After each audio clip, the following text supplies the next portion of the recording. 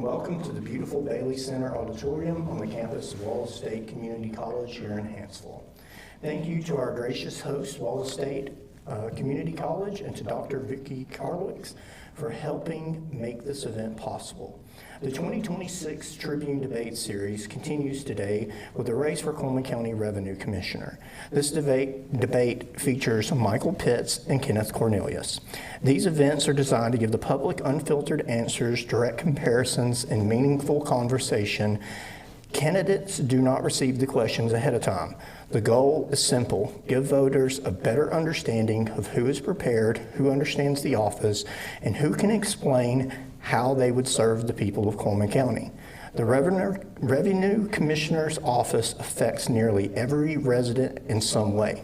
It handles property taxes, motor vehicle services, homestead exemptions, assessments, public records, and taxpayer services. For many residents, this office is one of the most direct connections they have with county government. The Tribune works diligently to reach every candidate. If a candidate declines to respond to emails or calls, there is only so much we can do. The invitation stands, the forum is open. If a candidate does not attend, an empty chair will sit beside those who do. This has been done at prior debates and our forums, and it will remain our policy. With all that being said, let's get to it. Now for the rules for the candidates. No electronic devices are permitted. Questions will alternate, so no one candidate answers first or last more than the other. Opening statements are limited to 60 seconds and may be prepared. Time allotted per question is 2 to 3 minutes, 3 minutes being the max. Closing statements are limited to 90 seconds and must be spoken without notes.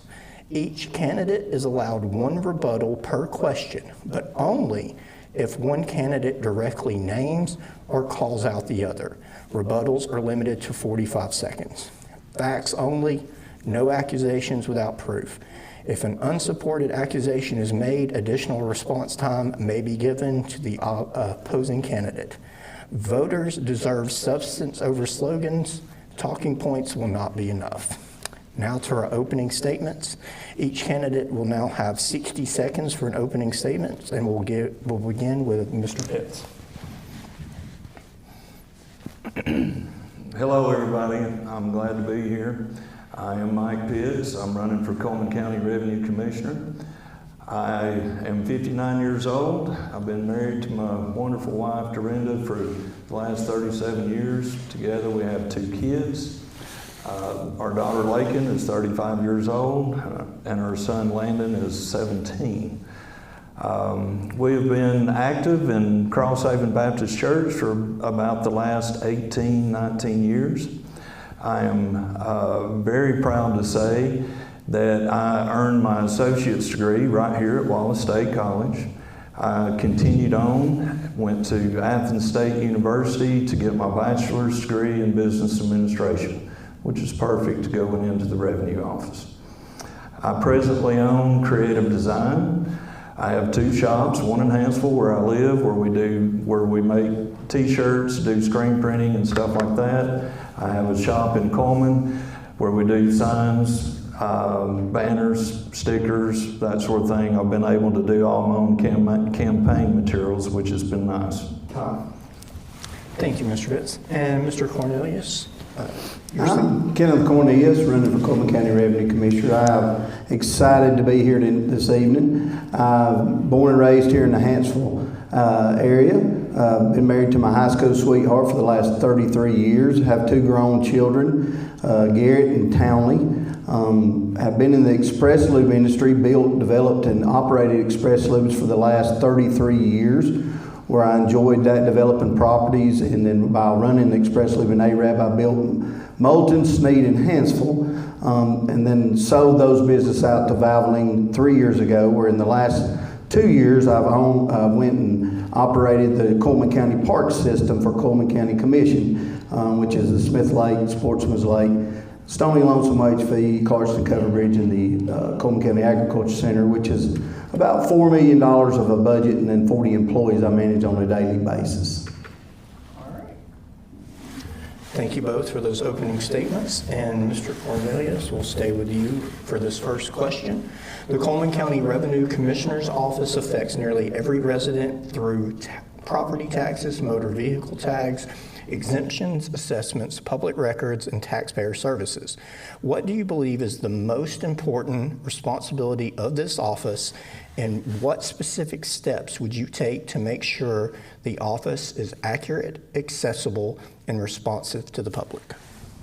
The main thing with any business, and like I said, I've been in my private business for over 33 years and in the county parks business for the last 2 years, is customer service. It's always treating the citizens with the utmost respect, giving them any information that they need answered, doing it in an efficient manner to make sure it is done to the point if they have any questions, because no one likes to pay taxes, I'll be honest with you, but you want to do it with a smile, effectively, efficiently, and to make sure they get that service every time they come in. If they have a question, answer it with a smile, and if you don't know the answer, get someone that does. So that's the main thing, is making sure that employees are trained and make their job easier with all their training that you can do for them and make them successful in the way they do with the citizens of Cullman County. And then to make sure all the assessments are done correctly, characterized correctly, and then the appraisals are done fairly and the state mandates is followed. Thank you, sir, for your answer. And Mr. Pitts, same question. Would you like me to repeat the question? Please. Okay. The Cullman County Revenue Commissioner's Office affects nearly every resident through property taxes, motor vehicle tags, exemptions, assessments, public records, and taxpayer services. What do you believe is the most important responsibility of this office, and what specific steps would you take to make sure the office is accurate, accessible, and responsive to the public? I agree that taking care of the people of Cullman County is number one, and by doing that, I'm not one to just sit behind a desk. I want to be out on the front line, meeting the people, talking with the people, getting to know the people, and help reassure that they're being taken care of to the very best of our ability, to make sure that they're getting all the exemptions that are due to them, and to help them in any way possible. Barry's done an excellent job as far as setting up the checks and balances, but taking care of the money is right there with customer service, the collecting, the dispersing, and solely being accountable for every penny of it. Thank you, sir. And we'll stay with you, Mr. Pitts, for the second question. All right. Many voters may not fully understand what the Revenue Commissioner does. How would you explain the duties of the office to a resident who only thinks about it when paying property taxes, renewing a tag, or applying for an exemption? When I first decided to run, I went down and sat down with Barry and I asked him, what are the responsibilities of the Revenue Commissioner?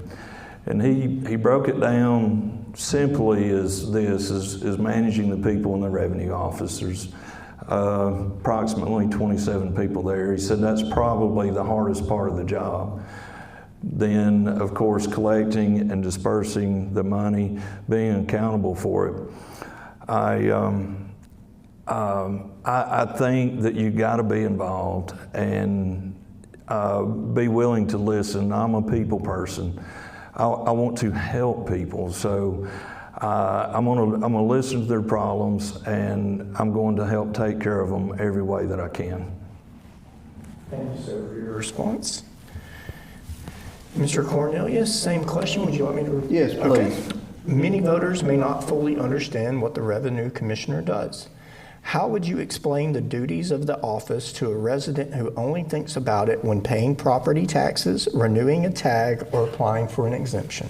Well, the first thing is to run it efficiently. We make sure the clerks are doing their job correctly and making sure they get in and out there in an efficient manner. And then also educating the public on the exemptions that's available to them and making sure those exemptions are done in a way, if it's a senior citizen that has to be renewed every year, making sure you go around, making sure and get in contact with them to make sure those exemptions are there. And one of the main things is just being open to the public. If they have a problem with their assessment on their appraisal, listen to that, and then if they have to go through the Board of Equalization process, making sure it's a correct appraisal, and then making sure if there's any corrections that you can do for them, that you get that accomplished for them, which is the main goal of the Revenue Commissioner's Office, is run effectively, make sure everything's dispersed correctly, because a $60 million office, it has to be dispersed correctly or it's going to take other taxpayers' dollars to get corrected. Thank you, sir, for your response, and we'll stay with you for this next question. The office handles property assessment, tax collection, motor vehicle service exemptions, and public records, as we've spoken about. Which part of the office do you believe requires the most attention from the next Revenue Commissioner, and why? Well, the main thing would be the actual day-to-day operations, due to the fact of the vast amount of people that comes in transaction-based. So those are goes back to the personnel, the office staff doing a great job, which they do, handling those efficiently, effectively, to car tags every day, and then handling the property assessments and appraisals, especially when the appraisals come out, which has just happened. The letters have mailed out to giving the next year's appraisals and so forth. So that's the main goal, is to make sure those are correct. If someone has a question for them, to make sure that those are answered in a correct way and make sure they're followed by the law. Thank you, sir, for that response. And You repeat the question? yes, sir, I was about to get to that. And Mr. Pitts, the office handles property assessments, tax collections, motor vehicle service exemptions, and public records, as we've spoken about. Which part of the office do you believe requires the most attention from the next Revenue Commissioner, and why? From what I've seen, all the girls in the front line, they handle both tags and property. So they have to be well trained across all areas. I know there's classes offered and certifications for the people working in the revenue office to get. I think it's very important to cross-train and make sure that everybody has an opportunity to attend the classes. During the year, you have different things going on. Tags are dispersed out monthly by last name, so that's ongoing. Property taxes are collected from October 1 to December 31st, so that's a busy time of the year for that. There's ongoing new sales of property that's got to be recorded and assessed, and the assessors, a lot of people ask, why do my property taxes keep going up and up and up? But they have standards, they have guidelines, and they have to, their appraisals have to be verified and approved by Alabama Department of Revenue. So it's not like that they have to do their job correctly. There's not a very big range that they could take advantage of somebody. Not that they would, but there's not really anything they can do to help somebody either. But the Revenue Commissioner has got to be there to everybody in there. When I've been in there, they've all had questions for Barry as the Revenue Commissioner. So he's got to be a very knowledgeable person and help the people on the front lines. Thank you, sir, for your response. And Mr. Pitts, will keep it there with you for this next question.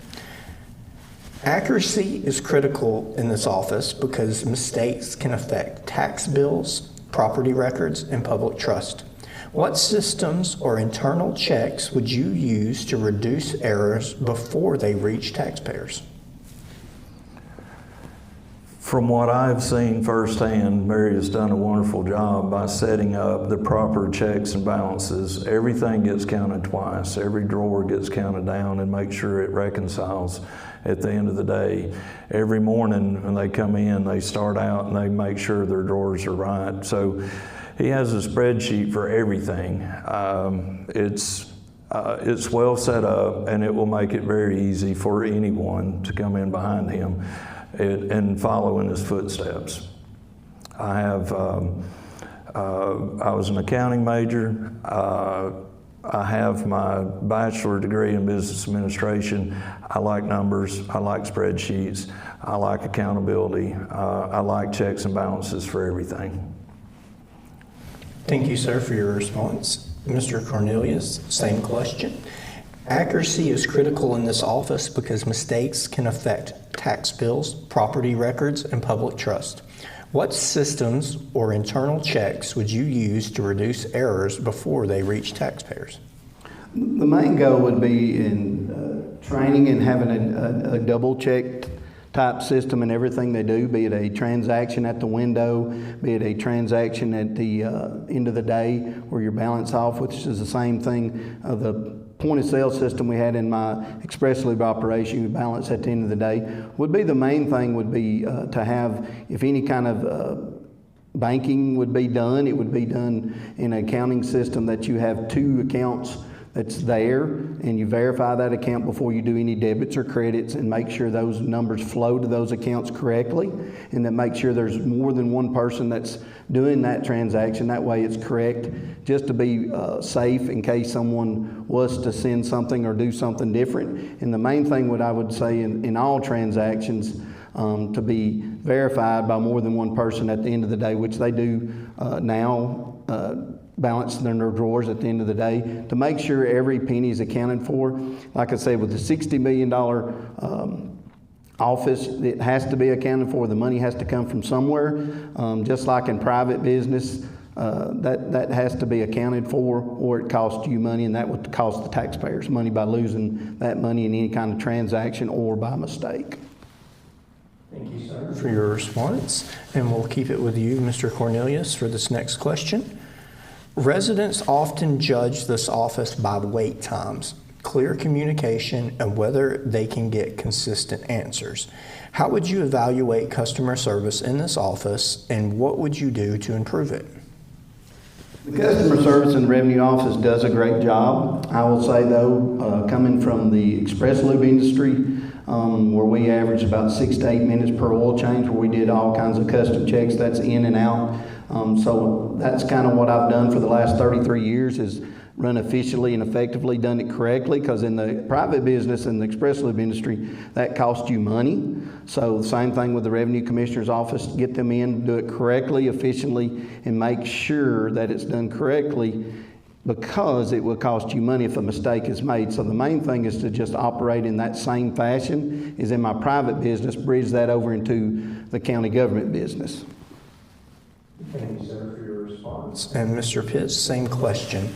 Residents often judge this office by wait times, clear communication, and whether they can get consistent answers. How would you evaluate customer service in this office, and what would you do to improve it? I think they are doing an incredible job now compared to maybe in the past with the policies and procedures that's put in. I think the satellite offices is a key part of no wait times. It keeps everybody from coming into the main office. I've spoke with all the employees that work in these offices. They love their satellite office. They love their people that they take care of, and the people love them as well. I do believe that the key to maintaining that is in the education, the cross-training, and the certifications for the people so that they can do their job better. Thank you, sir, for that response. And Mr. Pitts, we'll keep it with you for this next question. The Revenue Commissioner's office serves residents at the courthouse and through satellite locations.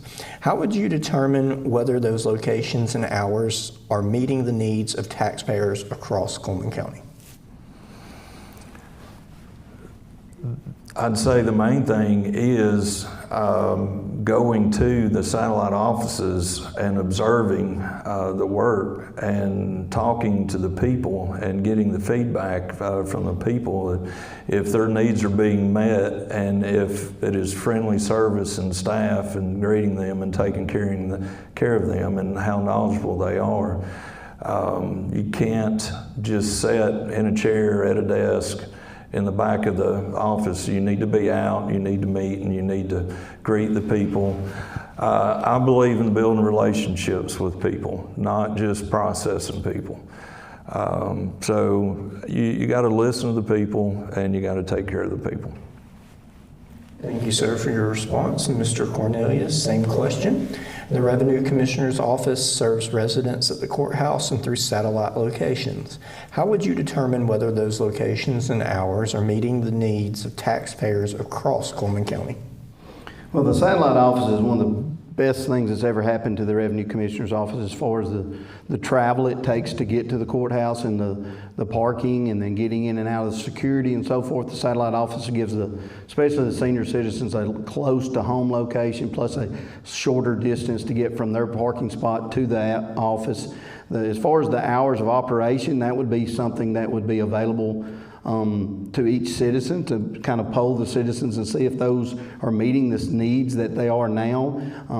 Being in private business for so many years, it breaks down to the ROIs, basically that return on investment, what you have your employees there for, and to make sure the citizens are getting taken care of correctly and efficiently in the time that they need to as far as office hours, and would be beneficial to even have another satellite office possibly to make it even more effectively and efficiently on the hours that they're having to either come to the courthouse or be at the satellite office. Thank you, sir, for your response, and we'll stay with you for this next question. Property taxes can be confusing for residents who do not understand appraised value, assessed value, millage rates, exemptions, and final tax bills. What would you do to make the process easier for the public to understand?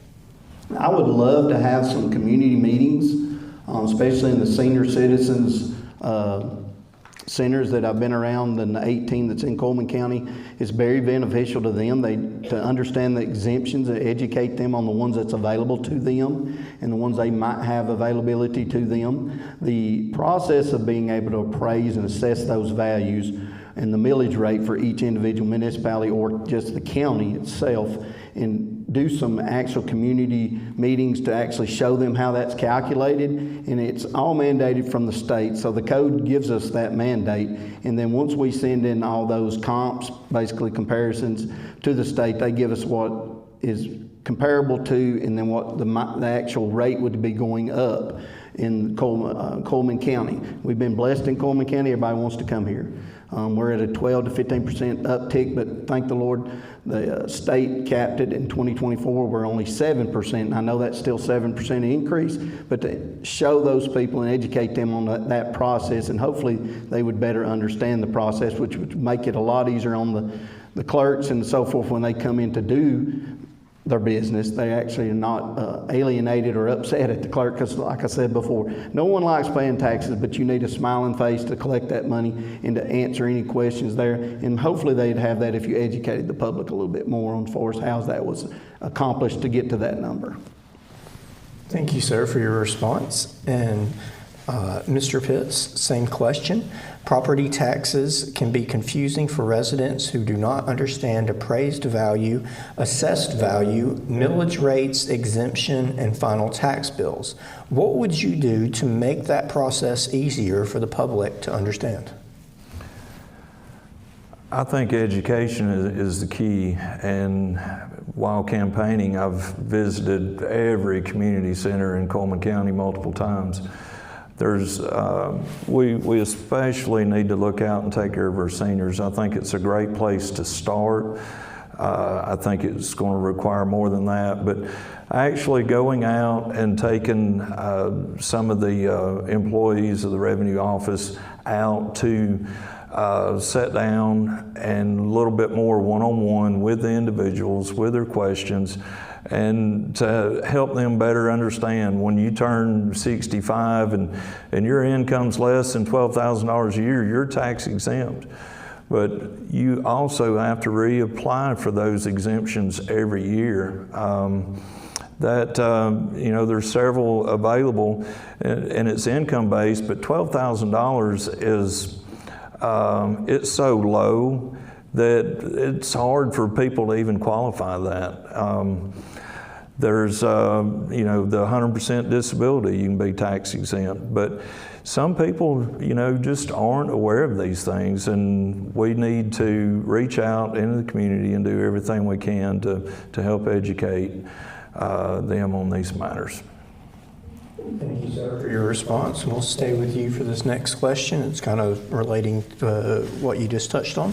Some residents qualify for homestead, over 65, or disability exemptions, but may not know the rules, deadlines, or renewal requirements. How would you improve outreach so eligible taxpayers do not miss benefits they are legally entitled to receive? It all goes back to education, and that needs to be, I think, the main focus of trying to help serve the people of Cullman County. The H-1 exemption is something that anybody can get if you live, and that's your personal place where you live, up to 160 acres. You can get an H-1 exemption.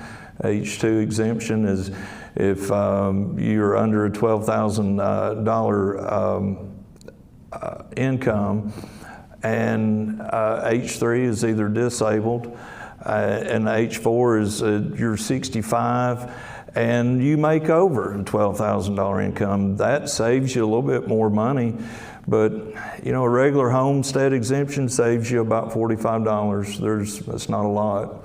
The different classes. I looked at my own as an example with the calculator. I live in the county. That compared to the city was about a $800 to $900 difference for my property tax. There's a lot of options, a lot to understand, but the other thing that I saw was, and people forget, let's say they don't go refile for their exemption. They can go back 2 years and fix that and send you a rebate check back if you fail. Now, if you go beyond that, it's out of their control. But I've seen Barry be firm and tell people exactly how it is, and then I've seen him say, I can go back 2 years and change that and fix that for you. So we just got to do a better job educating our seniors, especially, as well as everybody else. Thank you, sir, for your response. And we will now go to you, Mr. Cornelius. Same question. Some residents qualify for homestead, over 65, or disability exemptions, but may not know the rules, deadlines, or renewal requirements. How would you improve outreach so eligible taxpayers do not miss benefits they are legally entitled to receive? One of my main platforms on all my, since I started running for Revenue Commissioner, is education, especially with the senior citizens and so forth. The main exemptions for them are the 65 plus, which they get to save the state part of the property tax, and then, like I said, $12,000, which is a very low number, which I would love to get with the legislature and move that number up. The legislature has helped us tremendously with giving us a locked property tax at 65. They will get their property tax if it's the primary residence, 5 year or more in that residence of 160 acres. But it all boils down to educating them and then making sure if they do not renew that with their affidavit that they just sign and send back in, that we contact them, and they do a great job up there. I was up there working with the team, and they were doing that. They were contacting, each one of them has a list. If they do not get that renewal, say someone has passed or have changed that to someone else's name, they're not eligible for that. But as long as they say the U.S. mail did not get them that renewal. So that is the mainstay, especially if someone is a senior citizen and doesn't remember to renew that. You need to help them. So the community meetings, I think, would be great at each senior center to renew, to make sure they know the renewal, be there to help them renew with that process and to show them exactly what's available to them. So education is the main goal, and to work with the legislator also to get some more help with the senior citizens, I think is a tremendous thing to do to help move that tax exempt $12,000 up, say, to maybe $25,000, to where even Social Security, they might be eligible for an exemption on their property tax. Thank you for that answer, and we'll stay with you for this next question. When a taxpayer disagrees with the property value or believes there has been an error, what should the Revenue Commissioner's Office do to make the review or appeal process clear, fair, and accessible? Well, like everybody got here in the last month, they've got the actual letter in the mail that has that actual appraisal value in it. The main thing I would say to do is, you handle that as much over the phone. If a citizen has a problem with that appraisal, handle as much over the phone. Call the Revenue Commissioner's Office with appraisals, and the appraisers can handle some of that over the phone. But if not, the Board of Equalization to actually schedule a hearing, and possibly even doing one of the things I would like to look at is doing those hearings at night. That way people, being a small business owner for 33 years, I'll be honest with, missing work for one of your employees to go save $50 on their property tax isn't cost effective for them. Plus you lose them for that day of work. So I would love to actually do that after hours possibly, to get that where they can come in after hours and have that board look at that and maybe be able to accomplish that and still be able to make their daily work and then come in at night and actually have that possible. Thank you, sir, for your response. And Mr. Pitts, same question. When a taxpayer disagrees with the property value or believes there has been an error, what should the Revenue Commissioner's Office do to make the review or appeal process clear, fair, and accessible? When they send out the appraisals at this time of year, I think that also would be the time to send another letter that makes people aware of their exemptions and stuff, and at least put the thought in their head when there's still time to go question or find out more about some of the exemptions. But if you disagree with the appraisal of your property, you're going to have to go through the Board of Equalization. If there is a negligent error, or it could be as simple as a key punch error, that can be resolved quickly and easily in front of the Board of Equalization. If you're not happy with the result that you get from them, you can still go through another appeal process. I don't know, I went through the process many years ago, and it really, they said, although we may have overvalued your land, we've underestimated the value of your house, so we're going to call it a wash.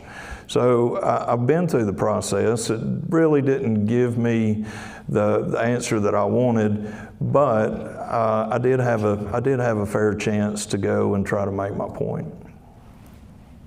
Thank you, sir, for your response, and we'll stay with you for this next question. The office must collect taxes that are legally owed while also serving people who may be frustrated, confused, or financially strained.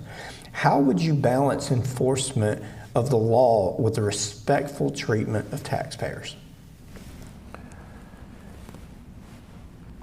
When people are upset, you have to stay calm, and that is a strength of mine as far as being patient, being understanding, being willing to listen. And sometimes that will get you through. That will give you the opportunity to explain to them why things are the way they are. If If you're rude and don't act like you care, it's only going to build and grow frustration, and that's never a good result. So being compassionate and being understanding, but at the end of the day, we have to do what's right according to Alabama law. So it's just showing people that you care, I think, that makes the difference. Thank you, sir, for your response. Mr. Cornelius, same question. The office must collect taxes that are legally owed while also serving people who may be frustrated, confused, or financially strained. How would you balance enforcement of the law with respectful treatment of taxpayers? Well, in the express lube industries, I've had many instances, same as when someone's upset because their car is not ready, or they're had a mistake on their car and they actually think there was a mistake on their car. So I've had 33 years of experience in dealing with upset customers. It's one of those things that you just take in all the information, stay calm, cool, collective, and make sure what the actual problem is. Address the problem with respect. Do not just blow off their problem, because everybody's problem is big to them. Where you might think it's no big deal, it is a big deal because it's their problem. So you address them in a way that they understand you are concerned and you want to make that correction if it's possible. But at the end of the day, we have to follow the code of Alabama. So we have to make sure they understand if they can correct the problem as far as paying their taxes and get caught up. But at the end of the day, they must know that that is what our job is to follow the code of Alabama. And if it to go through the process of when they get don't pay their property taxes and they get to the auction, that is just our job as Revenue Commissioner. Thank you, sir, for your response, and we will stay with you for this next question. Don't worry, we're getting to the last two guys. All right, so this next question is for you, Mr. Cornelius. Technology now plays a major role in public records, tag renewals, property searches, online payments, and fraud prevention. What technology or communication improvements would you support, and how would you make sure residents without reliable internet access are not left behind? Well, our revenue office, now the county commission has done an outstanding job by funding, and Barry is on the cutting edge of technology. As our Barry Willingham has done a great job as our revenue commissioner on the cutting edge of technology with the GIS system and the way they formatted that. I'll be honest with you, it is one of those things that I would love to say that, oh my goodness, we're way behind, we need to update, but they have a great system. It's an operator-friendly system that was actually helped crafted by Barry Willingham. So it's a user-friendly system, and it also does a great job cutting down on errors in the way the information is put in. I would say, though, the ones that do not have access is trying to help them understand it, be it they call and walk them through the process, or if we did more internet transactions, which we do now, it's very simple, help them to get through that process. But if they do not have the capability of Wi-Fi or internet access through their phone, is either letting them call in and walk them through the system of coming into a satellite office, which is one of the greatest things, being a local office there close to their home and doing that in a personal transaction, or letting a loved one maybe come and help them, or come to a senior center, and when we're having one of those meetings, help them with that transaction also. Thank you, sir, for your response. And Mr. Pitts, same question. Technology now plays a major role in public records, tag renewals, property searches, online payments, and fraud prevention. What technology or communication improvements would you support, and how would you make sure residents without reliable internet access are not left behind?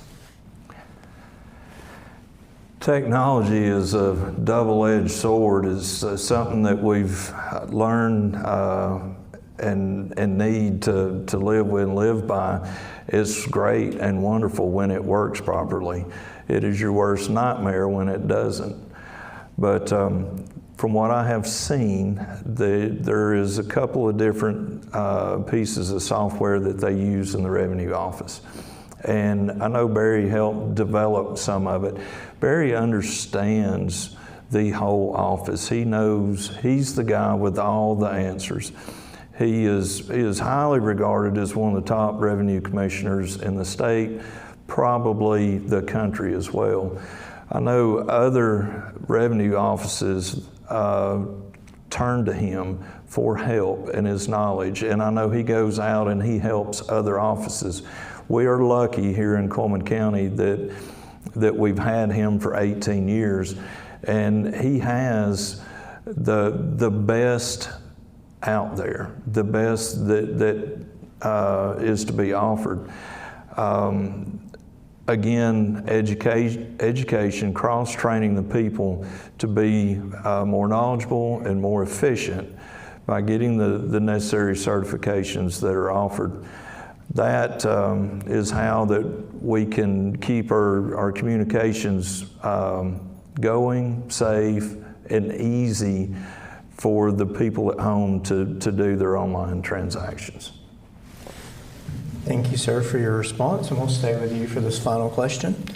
This office is responsible for public money, property records, taxpayer services, and legal deadlines that affect families, businesses, and local government services across Cullman County. Based on the duties of the office, why should voters trust you to serve as Cullman County Revenue Commissioner? Well, I've been a resident of Cullman County all my life. I've worked hard. Nothing's ever been given to me to get where I have. I have my education to fall back on. I have my years experience in business that I can fall back on. If there's a problem, I solve it. If there's something broken, I fix it. I enjoy people. I want to work along beside the people in the revenue office, and I want to do everything I can to help take care of the people of Cullman County. Thank you, sir, for your response. And Mr. Cornelius, final question. This office is responsible for public money, property records, taxpayer service, and legal deadlines that affect families, businesses, and local government services across Cullman County. Based on the duties of the office, why should voters trust you to serve as Cullman County Revenue Commissioner? Well, one of the things I would say is handling multi-million-dollar businesses. I'll be honest with you, I've been doing that my whole life. I built my business from scratch. My corporation that I've built and developed, I was blessed to have people in my life. So when I first went to work in the express lube industry, that helped me. The thing about, I don't need a job. I want the ability to serve the people of Cullman County. It's not about a job or the benefits. It's about helping the people of Cullman County that's already hardworking and need to keep every dime that they've earned available to them. It's one of those situations that I believe in the people of Cullman County. I want to serve the people of Cullman County in a way that it benefits them. My job now is about double the budget that the Revenue Commissioner's office is. 1.7 million is the Revenue Commissioner's. My parts department here in Cullman County, 4 million. The employees, I have about 40 employees at the parts department, 20 to 25 at the Revenue Commissioner's office. So I have done that, double what they do now as far as the capacity of them. So it's one of the things that I think I'm set up to benefit the people of Cullman County by running the office and doing efficiently, effectively, and doing the things that helps people of Cullman County. Thank you, sir, and thank you both for answering our questions today. We're going to get to the closing statements. Each candidate will now have 90 seconds for closing statements, and closing statements must be done without notes. Neither one has notes, so we're good. We will begin with you, Mr. Cornelius. You have 90 seconds. Yes, I'm Kenneth Cornelius, and I'm running for Cullman County Revenue Commissioner. I'll be honest with you, I've bridged the gap between private business and working for county government. I've done that for the last 2 years working for county government. I've run effective businesses for 33 years and been able to bridge that gap. I want to be your next revenue commissioner because I believe it's a calling. I don't need a job. It's a respect for the office and the people that's been there before me, and I want to continue that for the hardworking people of Cullman County. Thank you, sir. And Mr. Pitts, you have 90 seconds. I'm Mike Pitts, and I am not a politician. I'm a businessman, and I'm looking to be elected as the next Cullman County Revenue Commissioner. I'm 59 years old. I've worked hard all my life. Nothing's ever been given to me. I'd like to clarify on some things that was put out there. I wasn't given the family business. I had to buy the family business. I invested, I borrowed money, I bought the company. I updated all the machinery. I've expanded it, I've grown it.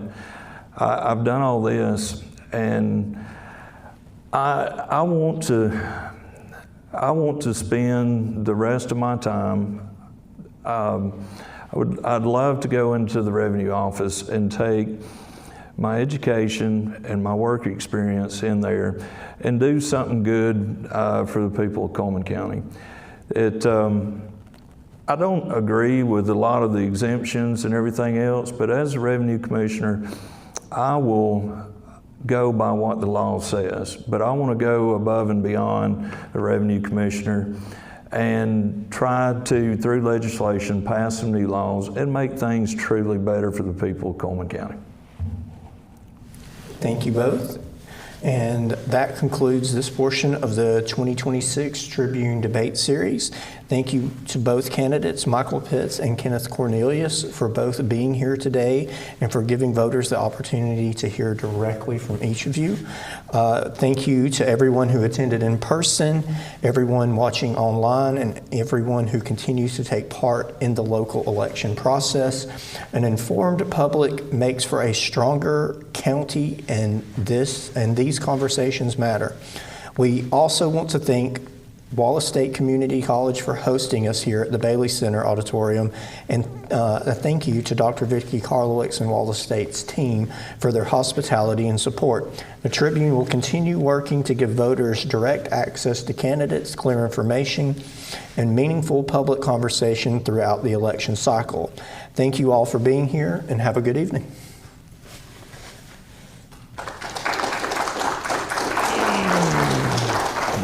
Appreciate it. Good job, brother.